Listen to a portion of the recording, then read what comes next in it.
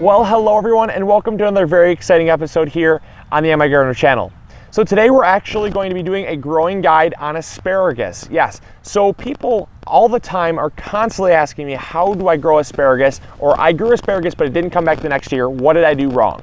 And so I'm going to be showing you how to grow asparagus, and not only just grow it, but get it to come back the next year. Because a lot of people can get it to come the first year, but it's the fact that it's a perennial. And the whole point of a perennial is to get it to come back year after year. And it's a very beneficial thing to add to your garden, because it's something that you can literally plant once and reap the rewards for years to come. Some people say that asparagus can last up to 40 years. What we're going to do is we're going to briefly talk about the types of asparagus, and then we're going to talk about how to plant it. So asparagus comes in two varieties. You have a seed asparagus and a rhizome asparagus, and they're both the same variety. For instance, Mary Washington, it's a very popular asparagus variety for most growers, most small garden at-home growers. They choose Mary Washington because it's very versatile from all growing zones. It can grow pretty much anywhere from Florida to Canada. So if you fall in that range, you can grow Mary Washington. It's a great variety. But it comes in either seed or rhizome. And rhizomes you get from the store, from seed suppliers, from seed catalogs. And it's a little bit harder to find seed, but when you do find seed, it's a lot more bang for your buck if you can start it properly. I got 5 seeds. I got them just from a starter pack at Dollar Seed, or not Dollar Seed, it was seedsnow.com. So if you want to know where I got those, that's where I got them, seedsnow.com. And I got 5 seeds for, I think, like 50 cents. And so you really can't beat it. 10 cents a seed. I got 100% germination. And so I have 5 asparagus plants here that would have normally costed me about 89 cents to $1 a piece had I ordered them in the catalog. So you can save a bit of money doing that. So now we're going to talk about how to plant. The first thing we're talking about is soil preparation. The actual plant grows in a rhizome, a root, but much like strawberries, things that come back year after year, they have a crown. So you don't want to transplant past the crown. We talk about that a lot here. And if you transplant over the crown, which we'll look at, you're going to have a hard time with getting the plant to come back. And that's one of the biggest things, is people plant their asparagus too deep and they don't come back the next year. So we're going to make sure that we don't plant them too deep. And then also the next thing is having good soil tilth. And that's basically how fluffy your soil is. Asparagus loves sandy soil, sandy loam, because its roots go down very deep. And the reason why they go down so deep is because of the fact that it's a perennial. And they need to get down nice and deep so that the frost doesn't kill them off at the soil line. So they actually will burrow down extra deep where the soil will actually insulate the plant. So you need to have a good foot deep bed. That's why we're going in this nice tall raised bed where you have about a foot of soil. So if you don't have that, you're going to want to till it if you're growing in ground. I don't typically suggest growing in pots. Everyone always asks me, can I grow this on a patio in a pot? I wouldn't necessarily recommend it, just because of the fact that if you plan on overwintering it, you're going to have to bring it indoors, because of the fact that the pot does not offer a whole lot of insulation, and that cold is what's going to kill off the plant. So make sure that you have about a foot of very loose sandy loam soil. And I typically amend my beds every single year with a little bit of compost. However, you don't want to be amending your beds year after year, because you don't want to be digging around your plants. So what I do is I give them a very thorough fertilizing of compost, manure, and compost tea right when I plant, which we're going to do. And then all I do after that is I just top dress with compost tea and a mulching of leaves, which will slowly break down and feed the plants. And that's really all you'll ever need to sustain your asparagus plants. People say they're very heavy feeders. I find that as long as you give them a little bit of fertilizer in the spring, they're totally fine for the rest of the year, and you don't have much problems with them. They're not that hard to maintain.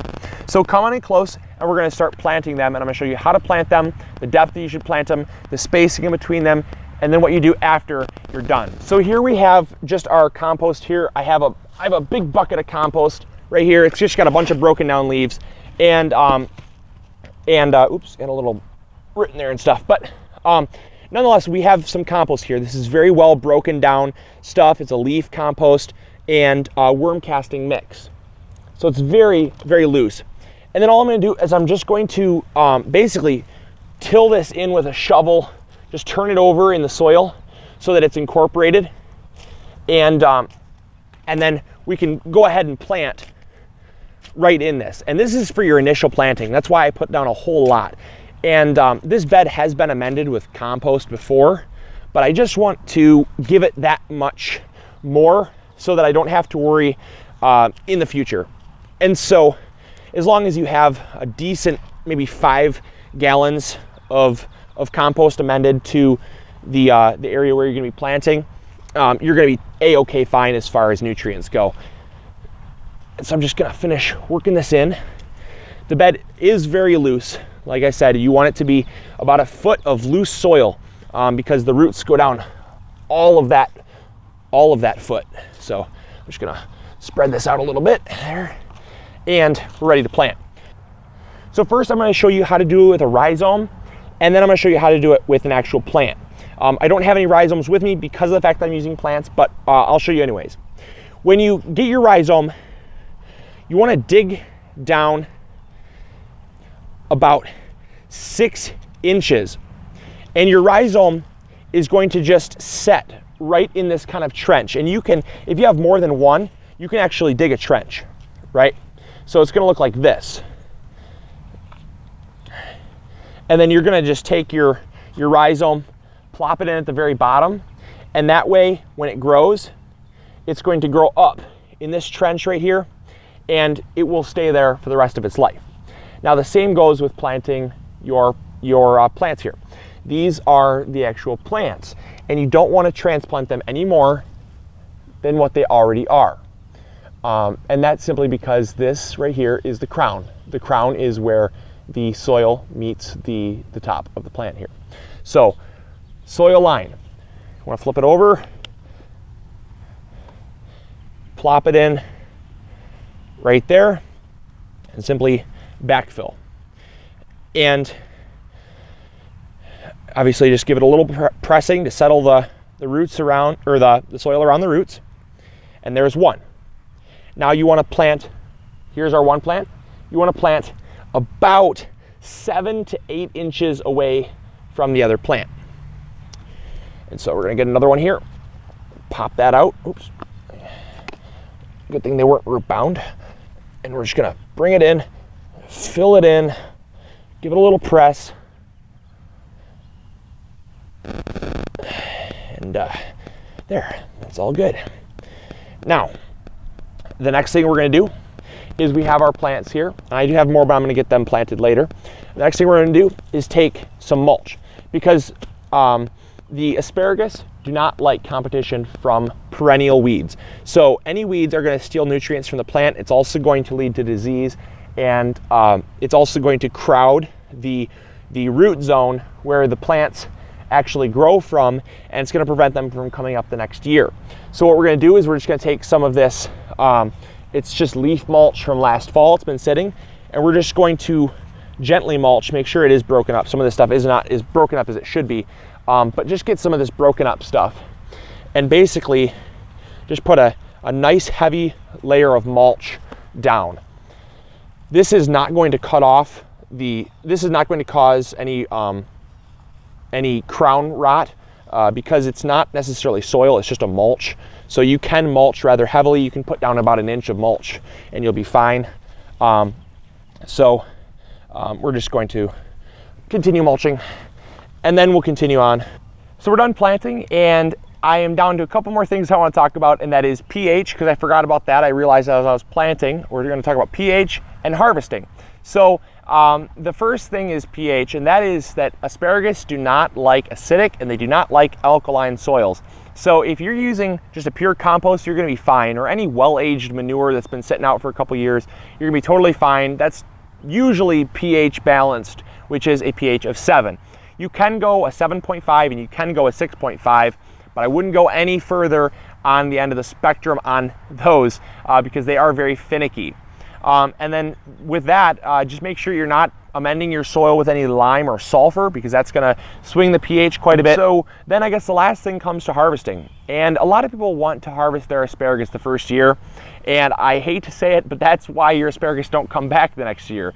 And that's because people just get overzealous, like I have a lot, and you harvest your asparagus and it doesn't come back the next year. And the reason being is because it takes a lot of energy to push an asparagus fern out of the ground, because all the energy comes from the crown itself. And so you have the plant and it's in its roots, and you harvest. It tells the roots, oh no, I need to shoot another asparagus stalk out, because that one's gone and I'm not producing any energy from that. So it uses up its reserve energy to push another one out of the ground. And a lot of times people say, oh, I can harvest that one too. That's your number one mistake. Also, a big mistake with harvesting is that you harvest your first year and nothing comes back at all, because there's not enough energy at all.